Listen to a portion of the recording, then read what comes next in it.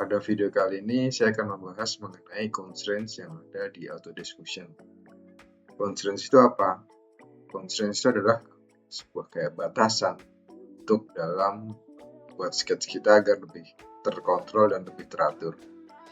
Jika kita lihat di gambar ini ada dua kotak, mana yang satu berwarna putih dengan tepinya dan ada yang berwarna biru. Di dua kotak ini terdapat perbedaan. Yang pertama adalah yang kotak putih ini adalah kotak yang sudah terconstrain, dengan artian kotak ini tetap tidak bisa digeser-geser dengan sudah ada ukurannya. Berbeda dengan kotak yang di sebelah kanan yang dengan tepi warna biru, kotak ini belum terconstrain, dengan artian kotak ini masih bisa dirubah, masih bisa kita geser-geser. Contohnya seperti ini. Di titik ini saya mau geser. Ini masih memungkinkan kita geser-geser ke atas seperti ini.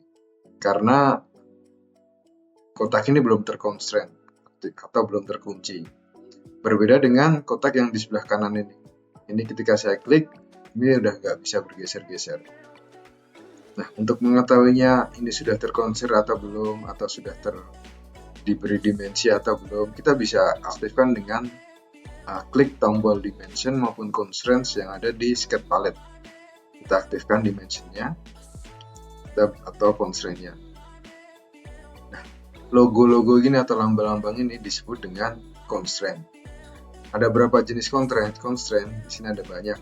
Pertama ada auto constraints, di sini ada horizontal atau vertical constraints.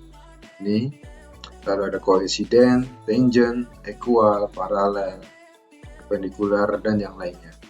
Nah, ini yang dinamakan dengan constraint.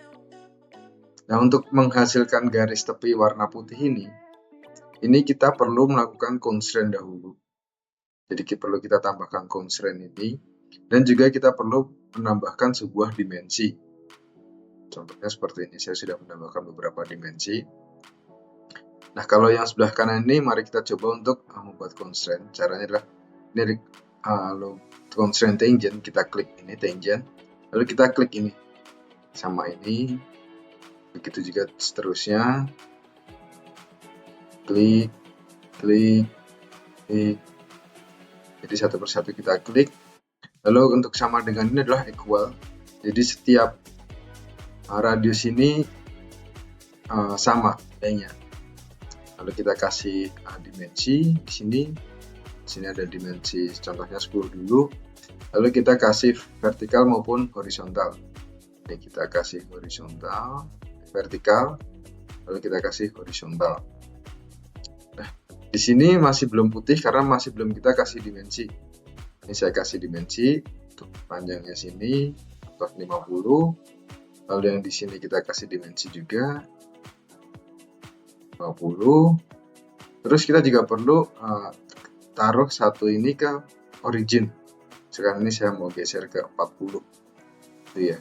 Sama tingginya ini saya buat menjadi 30. Jadi lebih tinggi. Oke. Kalau sudah, kita enter. Kita skip. Nah, ini udah ke constraint semua. Masih ada yang salah.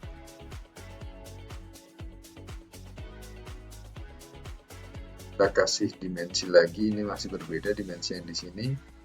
Untuk menyamakan, kita bisa delete dahulu biar sama nih constraint-nya.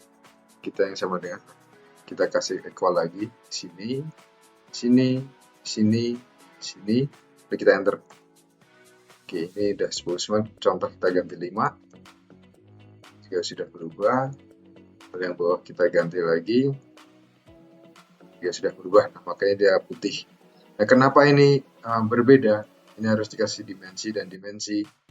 Karena ketika saya membuat fillet di atas ini saya membuatnya terpisah. Jadi yang bagian atas saya buat dahulu, lalu yang bagian bawah juga saya buat terakhir. Jadi dia terbacanya terpisah seperti itu.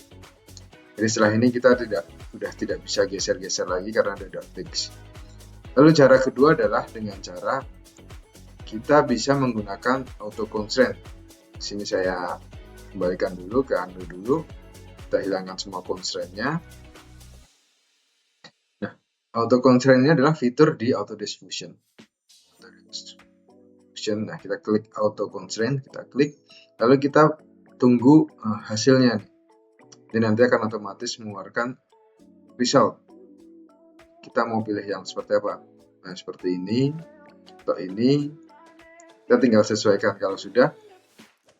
Nah, kalau misalkan masih belum sesuai, kita bisa generate more lagi. Nanti dia akan muncul beberapa pilihan. Terus kita oke aja kalau memang udah sesuai. Kita okein. Dia akan otomatis jadi. Jadi kita nggak perlu klik satu persatu seperti cara di awal. Klik satu gitu nggak perlu. Kita langsung bisa dari awal. Nah, di sini radius yang di sini sama yang di sini sama. Jadi ketika saya edit di sini, dia akan otomatis berubah.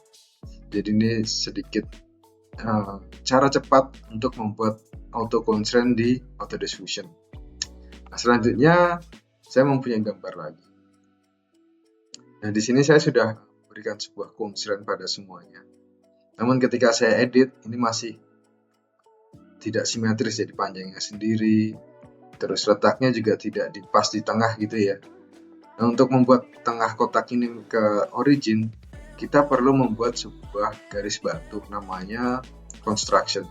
Pertama kita klik line dulu, kita tempatkan di sini di midpoint-nya, lalu kita klik ke bawah ini, terus kita buat sebuah lagi yang di sebelah sininya.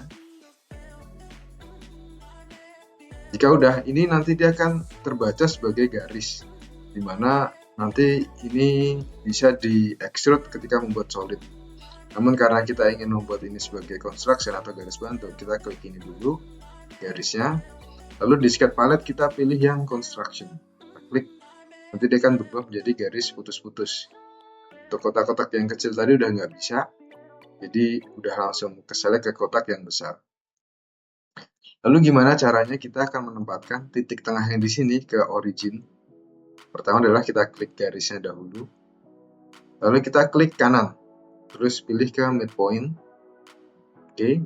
Lalu kita pilih garis yang ini ke origin. Tidak akan otomatis berpindah ke titik origin. Lalu kita bisa skip atau selesaikan tugasnya. Nah, di sini kita udah bisa atur secara simetris. Jadi atas bawah dia akan otomatis mengikuti pergerakan. Seperti ini. Jadi ketika saya geser, dia juga akan ikut bergeser, mengikuti arahnya. Seperti itu. Jadi kurang lebih seperti itu penggunaan constraint di auto diffusion. Ada banyak sekali constraint yang bisa kita gunakan. Contohnya fixed unit, point, symmetry, curvature. Ini semua kita bisa gunakan. Nah, untuk pembelajarannya kita bisa buka aja auto diffusion, kita cari helpnya. Di situ akan banyak sekali cara penggunaan dari constraint ini. Mungkin cukup sekian video dari saya. Semoga video ini bermanfaat. Sampai jumpa lagi di video tips and tricks selanjutnya. Terima kasih.